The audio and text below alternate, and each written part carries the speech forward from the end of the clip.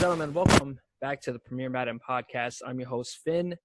We had the official Mo on the NFC champion yesterday. Today, we are joined by the AFC champion, the two-time champion, the double champ, the natural. What's going on, bro? Hey, what's going on? Well, it's good to have you on. Again, as well. You haven't been on since our opening episode, which we just looked up is like 7th or 8th on the list of our most viewed episodes. So that's good. You're getting up there in the world. Oh, shit. He disconnected. Where'd he go?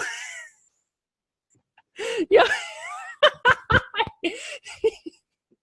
I just looked at his thing in the chat, and he disappeared on me. Let's get him back in here. I'm not editing another episode, fucks. He said, oops. Well, he's gone. That's what happens. You know what I'm saying? You beat me in the AFC Championship game. Even in the championship game, I'm just going to boot you from the chat, do a solo podcast. You want to start it over, or are you going to keep going? Nah, we'll keep it riding, boy. That's right. funny. You click the wrong button, or? No, I just had it in the bottom corner. It popped up. I was like, what is this? I double-clicked it, and it started launching 2 zooms. And I was like, oh, no, I don't want 2 zooms. So I closed one to close both. Oh, jeez. I was like, and he's gone. And just like that, he was gone. This is my show. This is my platform. Nah, Souza. What I was saying actually was just like, you know, you're coming up in the world. Your chance and time to shine is near. I'm coming up in the world. With your 94 views, one day you'll get to my platform in the sports video game industry. That's about how many views I get on these videos.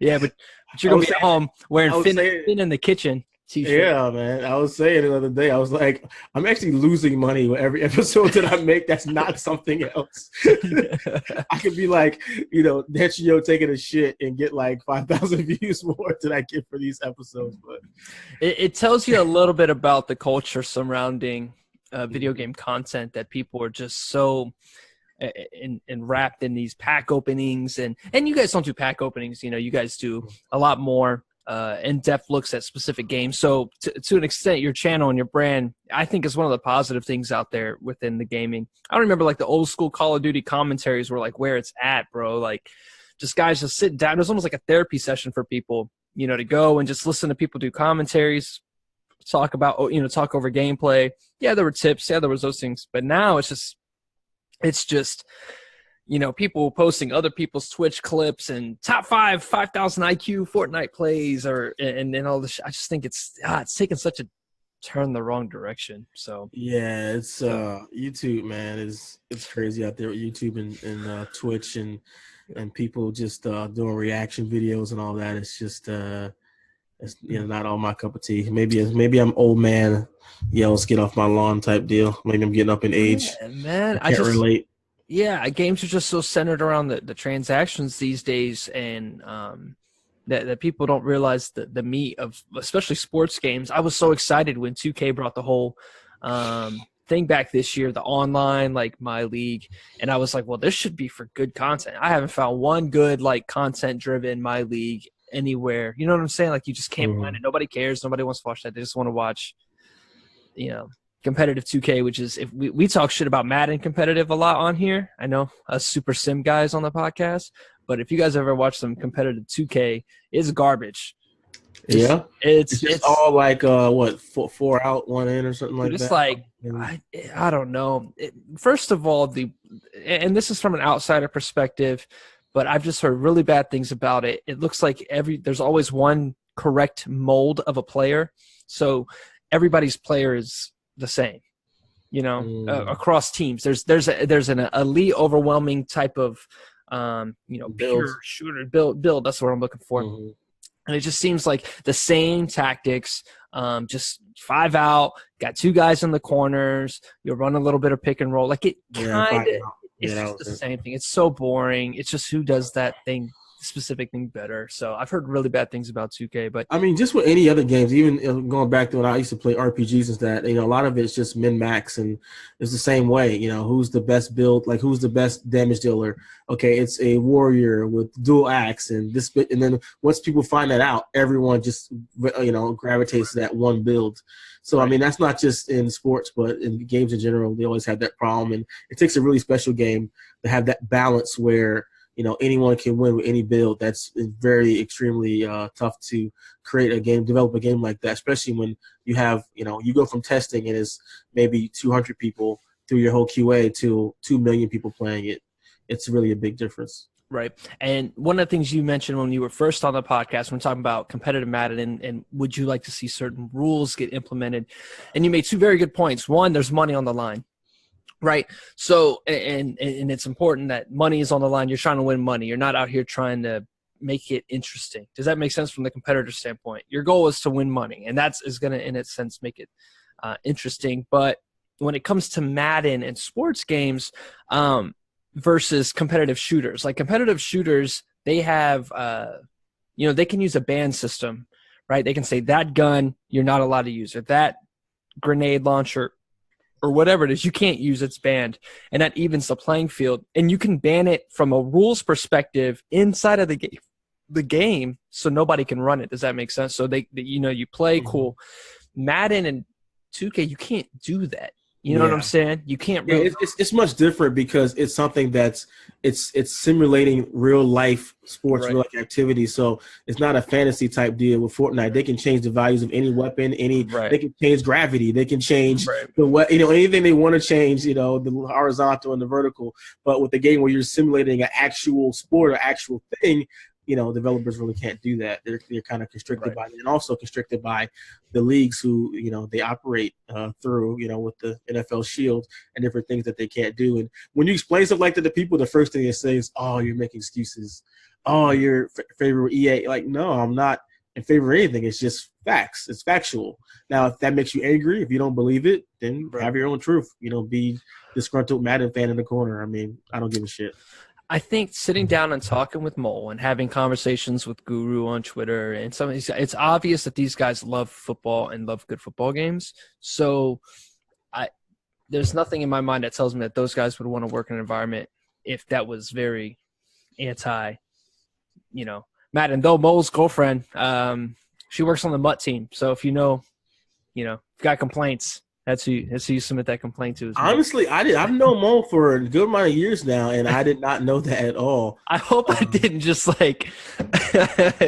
away. No, that's cool. I mean, because we don't get to see each other. I mean, we've known each other for a number of years, but I only get down there so often. And he's QA, so he doesn't get out to the events.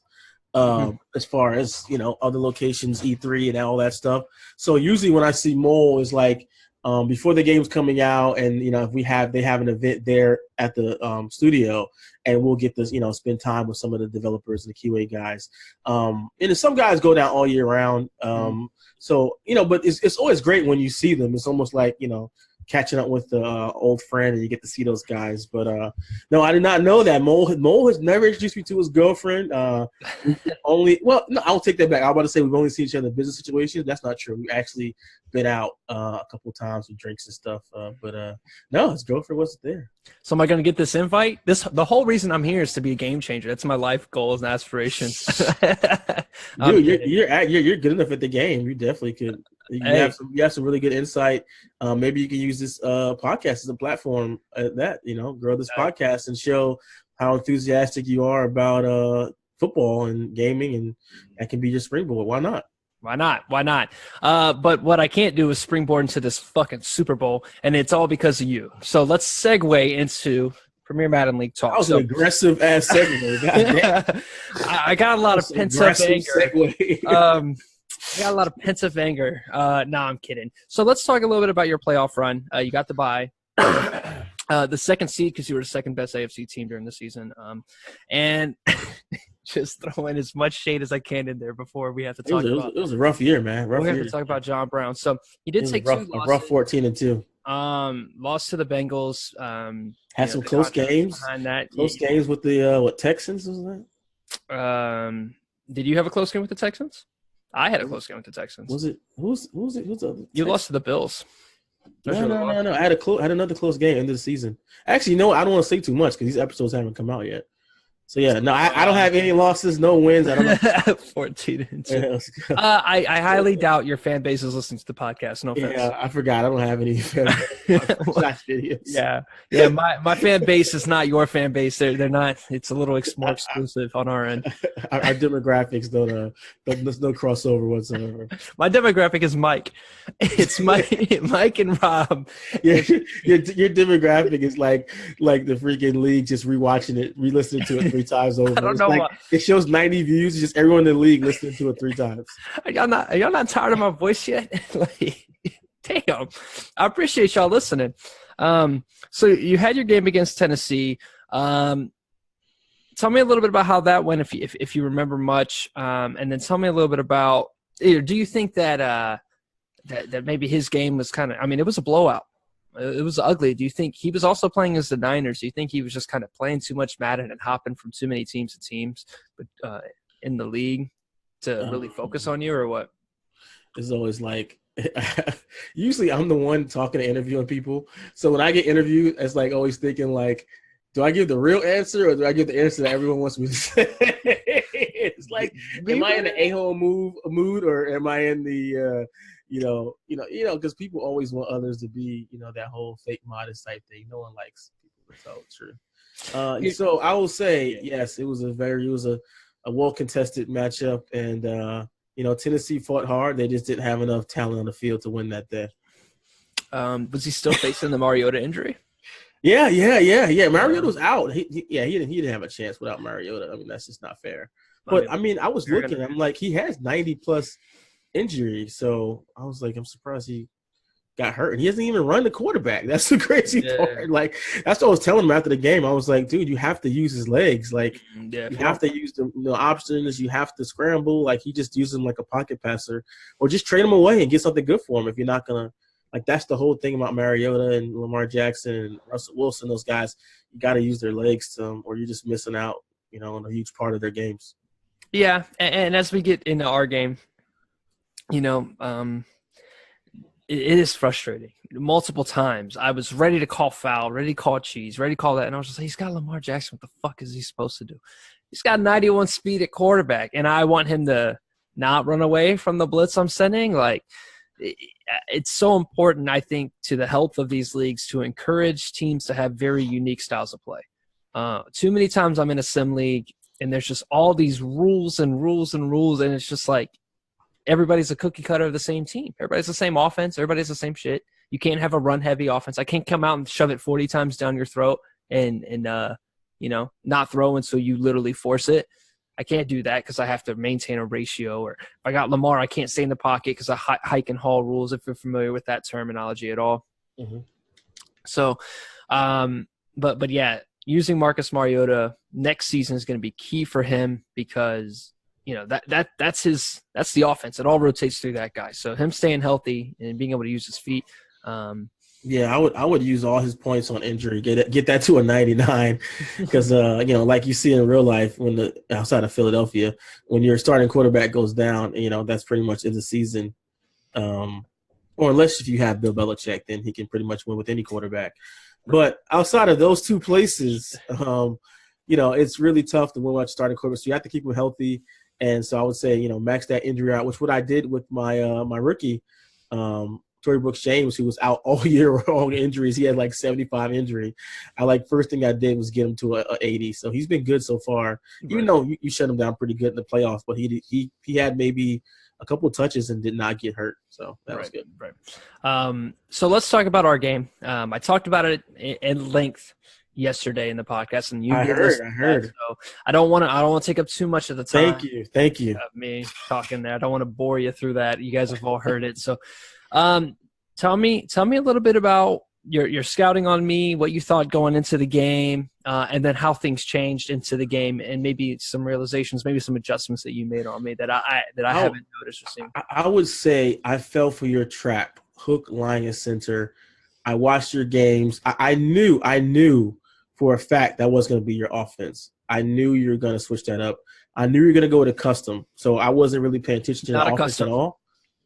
Tennessee, but not a custom, but a different playbook for sure. Yeah. Okay. Well, I knew you would go with a different playbook or a custom. I knew whatever I was seeing wasn't me. So I paid more attention to the defensive side, and I thought you were going to be like heavy cover 2 and user around. That's what I was really prepared for.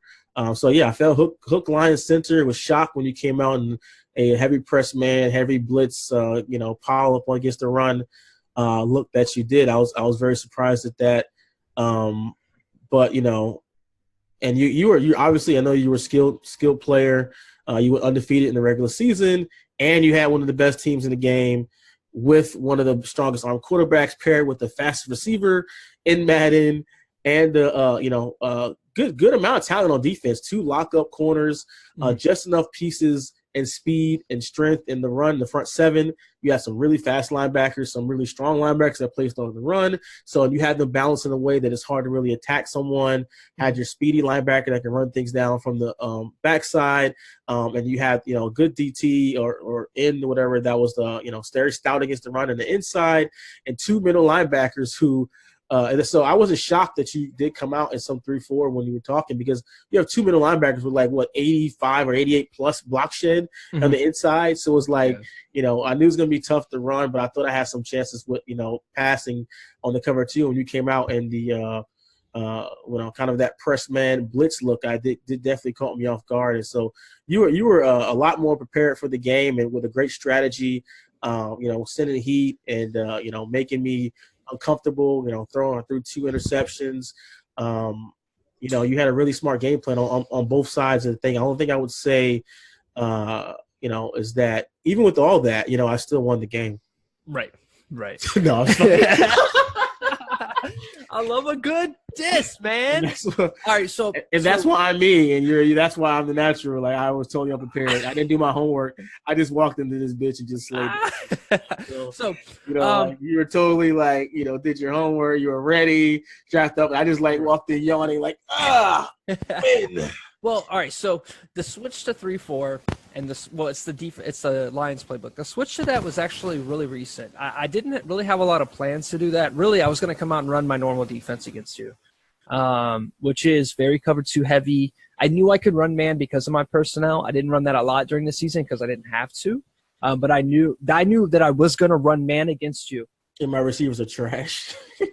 And use some speed to spy them arm. I knew I was going to do that. That was for sure in my game plan on long third downs. I was I'm going to force him to try and throw to some garbage dudes. But in my Rams league on the Xbox, I didn't have – we were just talking about drafting super late, right? We're kind of the better teams within the leagues. It always sucks to draft 30th. And I drafted last season in my Rams league, and I got a superstar D-tackle. But I had Aaron Donald and Ndamukong Suh. So now I just had the superstar development D-tackle that I'm not just going to switch time. So I was like, shit, how do I get all of them on the field? Well, introduce the 3-4. So I'm a 4-3 guy by heart, but I run the whole season with this multiple playbook. I'm really good with it. And I was like, well, shit. I got this dude on the bench in my Chiefs league that's got 83 block shed, another D-tackle. So I got 3 D-tackles at 83 or higher block shed. Yep. I got Reggie Ragland, who I'm going to put on the strong side of the run with his super high block shed and pursuit. The speedy Jones and Hitchens on the backside. Stephon Anthony's going to bounce around there a little bit. I was like, all right, I think I could do this. I got enough to play that. Now, you ran a really good play. I don't know if it was probably the biggest run of the day. So you came out in a trips left. It's I don't think it's I formation. I think it's single back, but it's trips to the left. And I'm running man, right? So that brings my corner from the right side all the way to the left side, and that was super played to that trip side. I mean, all my corners over there, all I had was a safety on the right side of the field, and you ran stretch to the right. To the near side, people, think that stretch is going to go to the open side of the field all the time, but you came out, you earned that trip, you forced my man coverage over there, and then I basically gave you the edge. And it was a huge run, and I know it's not the most significant play out of all the plays that we went through, but that was one of the adjustments I thought I caught you doing, which was trying to get me to overcommit on the shifts and to take advantage of the man coverage. So kudos to you there. I would definitely. I would say I think I felt pretty good on the defensive side just staying over Tyreek Hill. And that cover 2 play made me so angry. that made me so angry. Like I literally, like I still wasn't happy about it. You know, I usually wait till a day or two after the game. I always do my sim scores. And guys, do your sim scores, man. I hate to see, you know, JT saying that people aren't doing all their sim scores. Like I always wait a day or two after, just so I'm like not in my feelings about win or loss during a, you know, after a game, whatever. Right. So I wait a couple of days, and I literally still gave you a -1 on your sim score because that play made me so angry. You still got a 9 on your sim score because or a 9, not a -1. Okay, a 9. No. Come on, no. You played great. You played a great. No, nothing. That play, because it was like, dude, it was so much BS. Like if I'm in cover 2, I'm playing safeties to the sidelines, and I'm playing over top. And you drop back and just wait till your guy gets and then bob the toe, you still catch it. I was like, I was so hot. That's probably like, if it was like a top 5 hottest moments I've been this year, that was probably like number 1, because it was like, no, that's bull. Like I was so mad. Like I was like, that is not football, bro. Like how are you gonna have? I'm playing over top. He's already off 30 yards from this man, and then I'm playing him to the sidelines, and then I'm playing over top, and you still get over that? Like, come on, bro. Like I was hot about that. I think you and the DM, you're like, man, I had my fastest guy on him. And I'm like, well, that's still a +4 speed. Yeah, and the other one, I had like my 95 speed corner. He blew by him like he was fucking standing there like taking notes or something. I don't really know, you know, because I was trying to keep you at a field goal range. I wanted to sack you to take you at a field goal range. And I thought I made a good call. It's my fault that I should have went all in on Tyreek. I tried to like fake like I was playing the running back. If you let him out and then run over top Tyreek, and then listen, there's no time. If you go play, you gotta play Tyreek. You go play Tyreek. There is no do this and then play Tyreek. Like no. Like he's either you gotta go 100%. Go to Tyreek. I wish I would have used a little bit of Mecole in hindsight because of your focus on 98 speed, Tyreek. Having 96 speed on the other side, maybe running some underneath drags. Going back, I threw a really dumb pick, bro. You had Tavon Young over top. You caught me with a good one. I thought I had the one-on-one. I thought I had him beat. You just stacked him extremely well. You got your pick. So you got him. You know, you won some of the battles. Obviously, the bubble screen, you know, that's just a product of acceleration. Yeah, that was nice. That was a good call. I didn't see that coming at all. That was a really good call there. And the refs, Tyreek just getting ghosts. Yeah, it comes from a little bit of like Mole ran in another league that I was watching. Actually, no, it was this league. It was one of his playoff games. He ran a play action fullback screen, and sometimes you just got to whip something out there that they're just not used to seeing, right? Just something, you know. I put a bunch of speed on the field, and I was like, let's throw this bubble, whatever. And then if you blitz that corner that was supposed to guard him, so I was like, all right, cool. I don't know if you manually blitz or if you just brought the heat. So yeah, I tried to mix up. What I was doing a lot, I would call the cover 2 nickel blitz, but I would take and I would man up the blitzing nickelback on Tyreek, so he would have a man on him and be in zone. Right. So I did that a lot in the game, and then I would cover underneath stuff or whatever myself, and then on that play I was like, I'm gonna send him, and then you were like, "Poop, here it goes." Perfect call. So you know, we get into the second half. You had a phenomenal drive to take the lead. I haven't even watched the whole game back yet. But the second half, you were just a lot more efficient. You mentioned earlier, you came out, you threw the 2 early picks. And I always tell myself, don't be the team that gets, the big plays first, like don't ride that hype. Settle in and be the guy that makes the big plays in the third and fourth quarter. So you made a huge drive to get down the field. You ran, if I'm not mistaken, I'm talking about the John Brown catch that got you to the 1 yard line before the QB sneaks for you to take the lead late.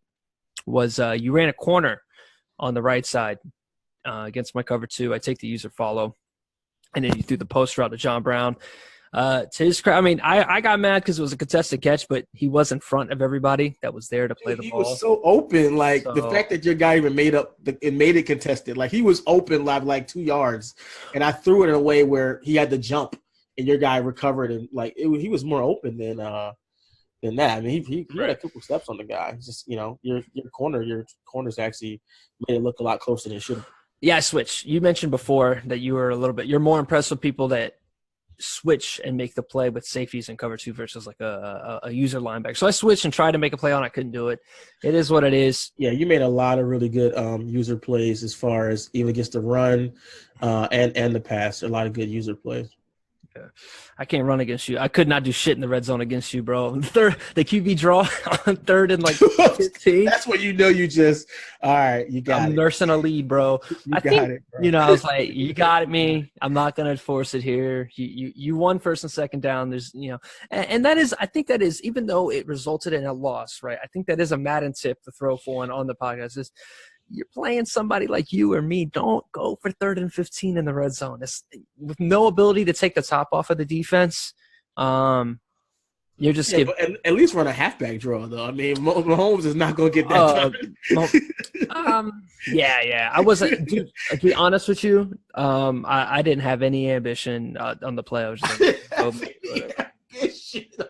I didn't care at all. Now, QB draws a goal line play that I'll run a lot. If I have a more mobile quarterback, or if I have a backup mobile quarterback, I'll sub them in real quick and do a QB draw on people on the goal line, because a lot of people like to spy a defensive tackle on the goal line to help out with the underneath throws. And that QB draw absolutely shits on D-tackle spies. It's like they just get pancaked every time. Is that a Super Bowl pro tip for me then? That's Super Bowl pro. I mean, you got Lamar, you might as well.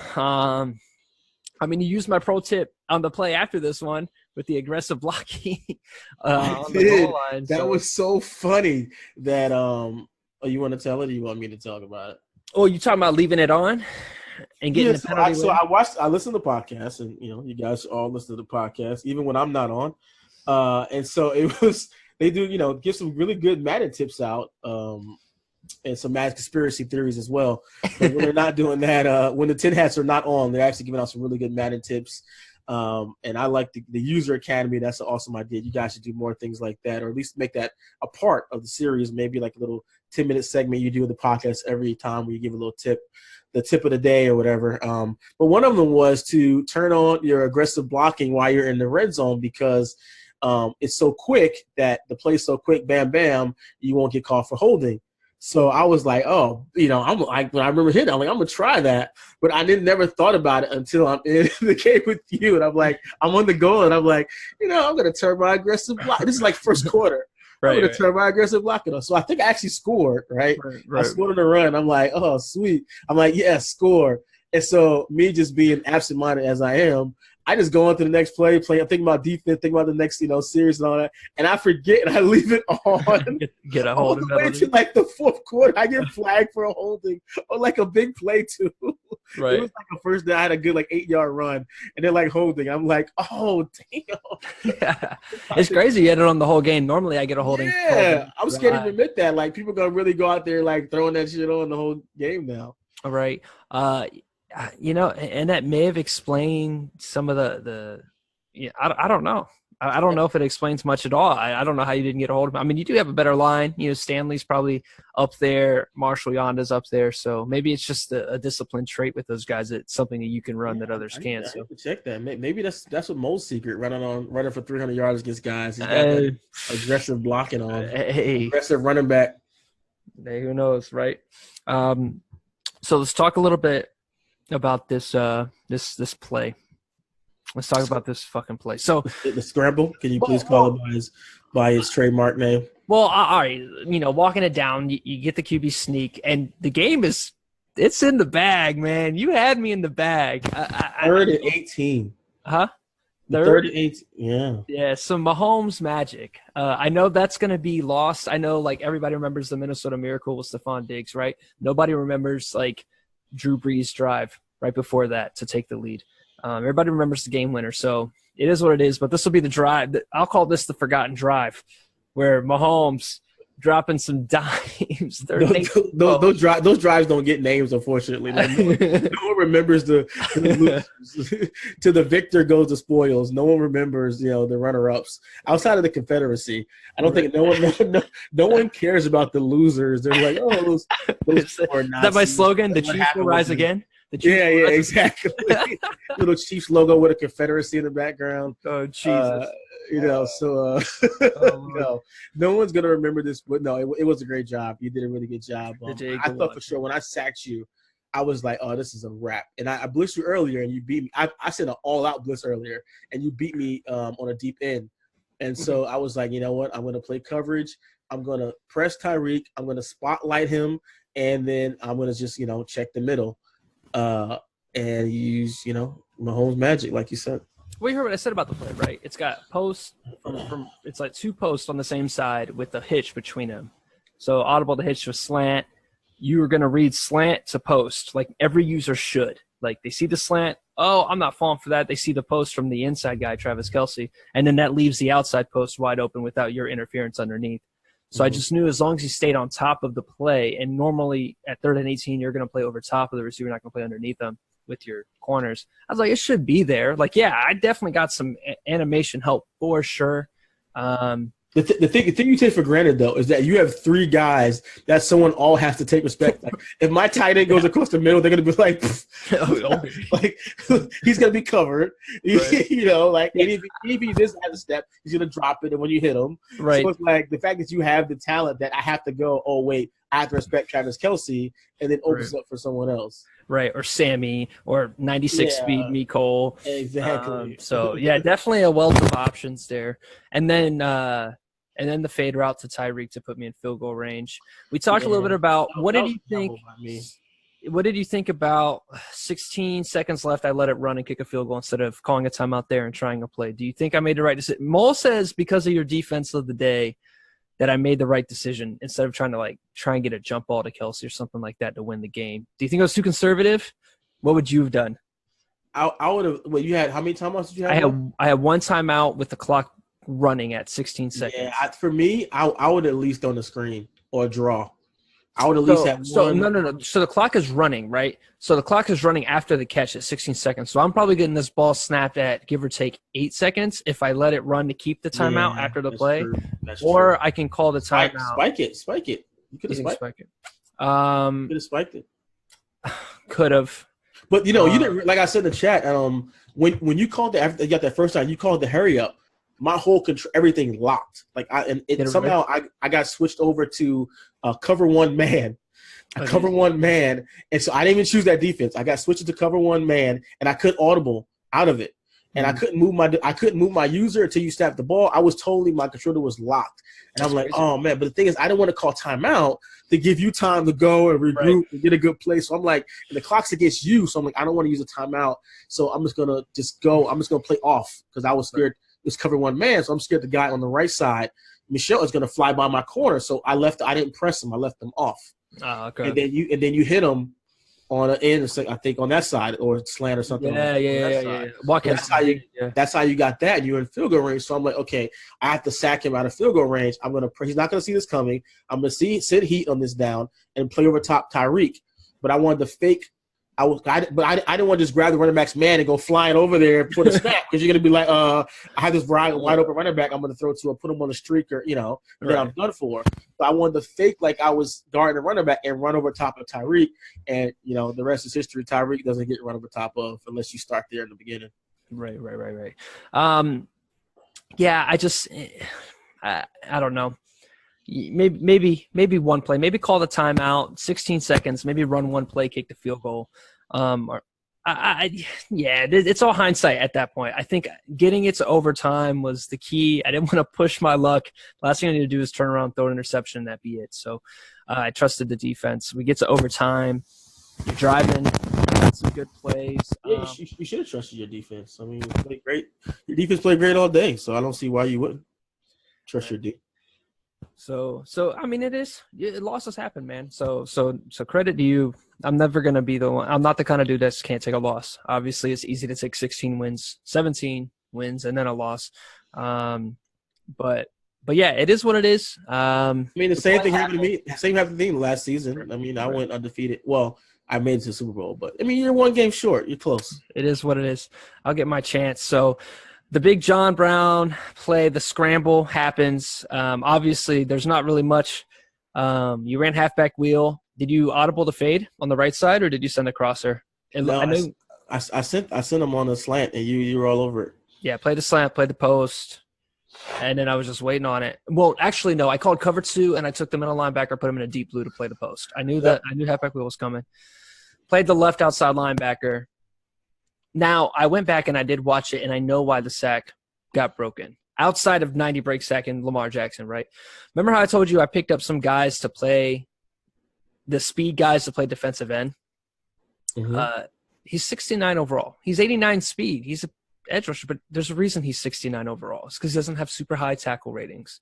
So he's the guy. Wait, I thought you said Justin Houston. That was Justin Houston I broke this. No. Houston was farther away. I don't Mm-hmm. know if I spied. I don't normally spy in that cover 2 look. I wanted to bring pressure.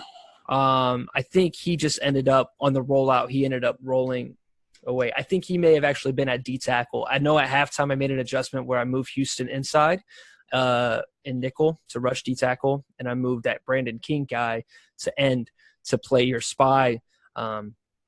So I have a feeling that King went out. King broke the pressure, went after him, and then sorry, the cat just jumped up on the table here.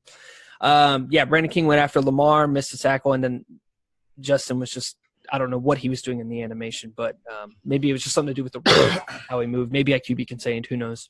But either way, it wasn't Houston that he broke it. It was this no-name can't tackle scrub. So, I mean, there it is, right? You know, if you're looking for a reason to blame, it bit me in the ass not putting in the truly best players in on the most important plays. So did you cut the guy, or are you going to keep him on the team? So I can't cut him right now. I mean, I think I could, but I think it's worth investigating if I want to keep him. It never hurts to have special teamers with speed, right? So a linebacker deep in the depth chart, that's just going to happen. I mean, who else is going to play, right? So an edge rusher out there. So I may keep him for situational things. You know, if I ever have to play Deshaun Watson, Marcus Mariota, right? We have some very mobile quarterbacks in the AFC, and we have Kyler Murray that's going to get drafted here, Tua Tagovailoa that's going to be drafted here. Like we got some athletic quarterbacks in the league. So I think having that in the back pocket is going to be key. We had a couple of former Ravens that played in the Super Bowl last year that were on the team, by the way. 2 of them that I can remember. CJ Prosise was on the roster. He didn't get a snap. He did not get a snap. I had that 2 halfback set where one of them runs out wide and then I hand off to the other one. And it's been CJ Anderson all year. But I was like, I need a guy that can receive. I didn't use him, but he was there. And then Desmond Southward is on the squad as well. But he didn't see him. So they're just deep guys. They didn't get a chance to win against you. Who knows? Those guys could have made a big difference in the game, man. You never know. That one play, one player. If you leave Justin Houston at that end, when I try to roll out, I get sacked 15 yards. You know, game over. Yeah, or you're punting, and I only need a field goal at that point. So it is what it is. That's the nature of close games. The what ifs, the heartbreakers. Somebody, if there's going to be a game-winning shot, somebody's got to be the team to take the loss. So it is what it is. So now let's look forward to Mole here. You've played Mole in the past. You said you're good friends. You know what's coming, right? You're going to play 3 shell. It's like that Black Eyed Peas song, and run in, and run in, and run in. It's coming now. There's a reason me and you had the top defenses on the year, especially on the AFC side, and that's because did we? Me and you had the top defenses by far. I know you were number 1. We were both up there. And if not by a stat standpoint, as just a team standpoint, right? Like you give up as many yards between the 20s as you want. Like I feel like this year the defense took a step back. I think you led in sacks and picks though. So you tell me. No, if you all right, humble. No. Okay, let's. Do you have it up now? Do you have it up? Nah, I don't have it up. Okay. So if last year I averaged, I think if you took all the scores in games, it was less than 10 points or less for the season we gave up. I know we weren't close to that. So maybe, sacks and pick, those splash plays, but overall defense, I definitely think we took a step back on D, but on offense, I think we took a step forward. So. Got you. Yeah, run game looked real good without Alex Collins being hurt. And I think it's going to be an interesting Super Bowl because I think it's going to come down who can throw the football the best. I said to Mole, I think his playmaker and his difference maker is going to be Stephon Diggs because he's going to want to run. You're going to focus, and sooner or later he's going to have to find some way to get that guy to football. And he's the best receiver on that team. He made some huge catches in the games against the Bucs. So I think it's going to be huge. Now, if I had to think about a guy who's really going to be the difference maker for your team. Don't say John Brown.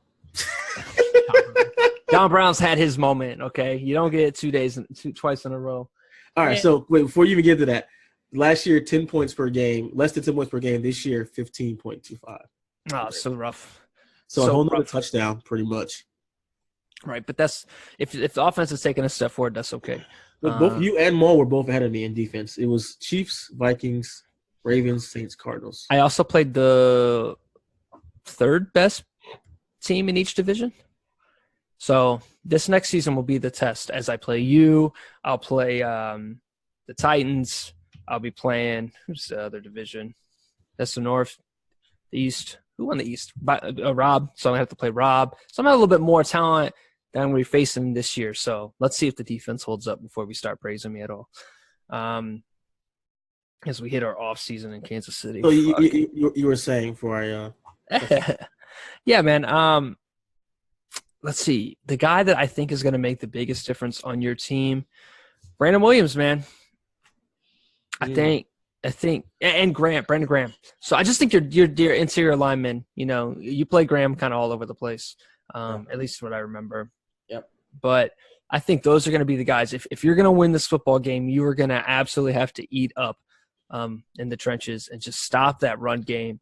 I think between the two passers, I think I think I'm going to trust Lamar in some of these keyer situations, especially not just like stock Lamar, but we're talking about like 90-plus MVP Lamar over Kirk Cousins. Yeah, you are probably struggling a little bit on the receiver column. You got to deal with Adam Thielen, Hogan, Stephon Diggs. And his tight end, who's not too shabby. Right. So, yeah, I think that defensive line, man, and I guess what's maybe your thoughts? And if you want to just throw some smoke screens out there on your strategy, by all means. No, it's never. No, this is the least strategic game I think maybe we've ever had. It's like literally like who's going to stop the run, who's going to be able to run, and that's it. That's what it comes down to. That's if I can stop his run, I'll win, and not turn the ball over a ridiculous amount. If he can stop my run, he can run. He's gonna win the game. So that's when it comes. Who can stop the run and who can run? And he has good run defense, and he might be the best runner in the country. I mean, what guy tell me right now, like you played in several leagues, even on Xbox, who you say are superior Madden players, according to you. Have you seen anyone consistently run for 300 yards per game on all Madden in any league? So and in the playoffs. So let me – all right. Consistently. Okay. Not like one game. I've had one great game with, a running back. Whatever. So 300 yards is just team offense yards, and just the amount of yards is definitely an outlier. Now we're talking about skill level. We can have this talk all day with PlayStation, Xbox leagues. I don't know what it is. Maybe I need to hop on another PlayStation league or something. You have to middle of the pack users. You have to actually win a PS4 league before you can say that. If you're winning Xbox leagues and losing the PlayStation leagues, which one is really better? What do you mean? Am I losing an Xbox leagues? I lost the Super Bowl in an Xbox league. You're winning in the Xbox leagues. I've never won a Super Bowl in any franchise, in any CFM I've ever played in. Is that wild? Wow. I've only really been in the two, this one and then Top Madden. I've bounced around, but I never stay long enough because I don't enjoy some of the middle of the pack users in a lot of these leagues are just really awful, and it's either tough to schedule with them, and I don't care. I joined a league earlier this year, a PS4 league. Through week 8, I was 8-0, and I didn't play a game. I took 8 force wins. Wow. Because opponents weren't around and wouldn't schedule, and we're talking. We're in December, where the Christmas guys are getting Madden, so Madden's a little bit fresher on everybody's mind. So I'm saying like 2-3 months into a cycle, I can't get a game in 8 weeks. The middle of the pack users in Xbox, I feel, are just a little bit better than the PlayStation guys. I feel like they're really, really behind. So, but the top tier talent, especially when we're talking about Mole, which is your original question, to get back to that, I don't know. I don't know because I haven't played Mole. Just look at his stats are very misleading, man. He just beat a dude in the Super Bowl who damn near ran for 3,000 yards on the season. So take that and divide it by per game. If a guy's run for 3,000 yards on the season and then he goes and Mole slaps him by 40, something's telling me either the stats don't matter or there's some garbage defense. If you watch the game, the dude actually had really good stick when he was running. He made some really good one cuts, and I was like, "Ooh, I need to go in practice mode and try that." But schematically, he was just dumb. Like I could tell, it's like what Mo was saying, how he could tell who's good and who's bad, like how they adjust their defense. Like there were plays that Mo, like actually how you beat the and don't get me wrong, because the Buccaneers are really good. I think they're one of the best teams in the league. You can see, like when he came in that, or even when we were in the chat that time, and we're all talking, and versus the Bengals, and then the dude comes out in the freaking bunch, and everyone's like, toss. Right. And he's like, and Bengals is like, blitz everyone, like it's 8, and it's like game over, toss down the sidelines. It was like, okay, like what were you? Yeah, you got to know when it's coming. Yeah, not just recognize that, but just recognize play recognition, route recognition, as well as alignment, and being balanced. And I think that's one thing I'm watching Mole's games. If you are imbalanced in any way, he is going to gash you. Whether it's going to be audibling or changing the play to that, or even just having the stick to get to that position. Because he had one run against the Cowboys. I've never even seen anyone do this. It was a what are those runs called again where the tight end goes and blocks the guy in the weak side? Not inside zone. It's called something else. I forgot the name of it. Where everyone blocks down and then the tight end comes all the way from the front side and goes all the way to the back side and blocks someone. You talking about trap? No, not a trap. It's not a trap, but I forgot the exact name of the play. He ran that, and typically I don't even use those plays because I always get blown up. Could be counter. You think it might be? No, it wasn't a counter. It wasn't a counter. Counter trap base. There's not too many Madden runs. No, yeah, you don't even know it because no one runs these plays. No one runs these plays. So he ran that, and he started on the front side, stopped, and cut back all the way back to the backside, and followed the tight end and took it in for a touchdown against the Cowboys. And that was one of the best runs I've seen in a year. I've never even seen someone run that play like that. Right. I was like, wow. I mean, I don't try and be – I don't know. I don't like interjecting myself just in a convo, but we're talking about a run. I ran for 8 yards a carry this year with Kareem. Like, it was really, really easy to run the football week in and week out. Not that I would have been able to put up the consistent numbers. And once again, not that I played to say – I mean, he played through a ringer of some good guys. The Eagles, the Cowboys, the Bills. Well, that was more with the Redskins, right? Mm-hmm. But he still ran all over the Bills. He played the Packers. No one has stopped his run. I mean, so it's the Buccaneers is the closest to it, and he still – I don't know what the yards were, but I think he still had over 100 probably. Right. It's just one of those things I can't have a true opinion on his skill level within the run until you play it. But I don't think that he's a fraud. I don't think that. I think it's absolutely something to pay attention to. But I think it's offensive you even said that word in this conversation. I don't think he drops over 150, which is, I mean, it's still great, fantastic running game with Dalvin Cook, right?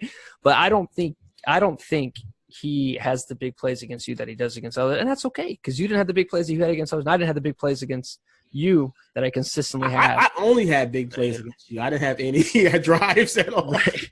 You eliminated my real offense. It was just kind of just splash plays, and then you would tackle me down the goal line, and I would hope to get in. I really think the player of the game for you in that AFC Championship was your damn red zone defense. I know that's not a player. But your ability to turn 2 straight interceptions into field goals, into 6 points only, I think that made the game, dude. I'll be honest with you, with just how good we were playing defensively, I don't know if you overcome a 14 to 20 point lead versus I think at max I got to 7. I don't think I was ever higher than a 7-point lead against you. I think I totally agree with you. And that's been throughout the whole year. I mean, if you look at all my games, even times where, Lamar Jackson would turn the ball over in my own red zone, or backed up, or even taking safe, like even going back to last season, like how often, I don't even know if you follow the series too closely, but pretty much, every close game was like, the offense fucked up again. Let's see if the defense can, cover up for it, or and so many times where, I would turn the ball over and the defense would get it right back, whether a pick or, fumble hit or something like that. So that's been the all year round opportunistic defense and stingy defense, especially like in the red zone, like you said. Right. It all is going to come down who can play the best defensive football when it matters, and it's going to be a hell of a matchup because you guys play defense so differently. I think you're both three shell teams from what I saw against you, but he mixes things up a little bit more. Really? Using the safety, more like user movement. You're kind of consistent with who you're using play in and play out. Yeah, definitely. But I think as far as different types of zones and stuff, I think he calls more types of blitzes. I think he just has, and this isn't to say anything negative about the team that just beat me. I mean, it's the Vikings defense. I think on Madden paper, he has a defense that is just a little bit better stat-wise. You're going to have to worry about Danielle Hunter.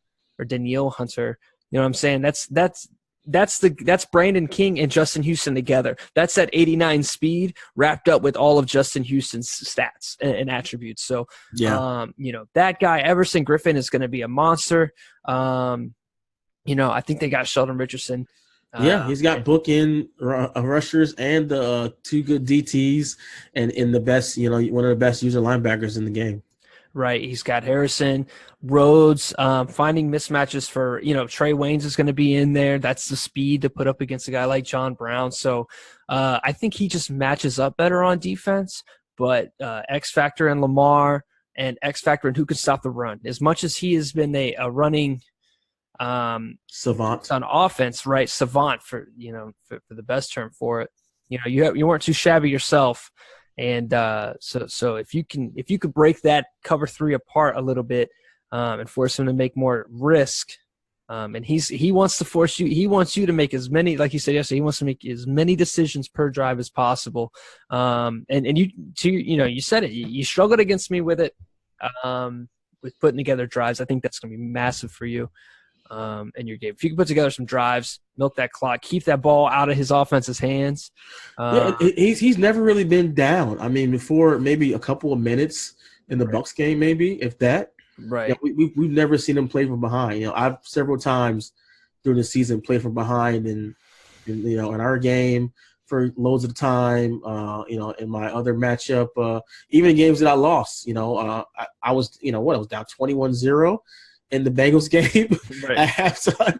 So, even when, I get down, I'm not out. So we have to see. I would love to see if Mole can gets down by a number of scores. Is he able to come back and, and still run the ball and, or he has to come out and start passing. And, I don't think that plays to his strong suit.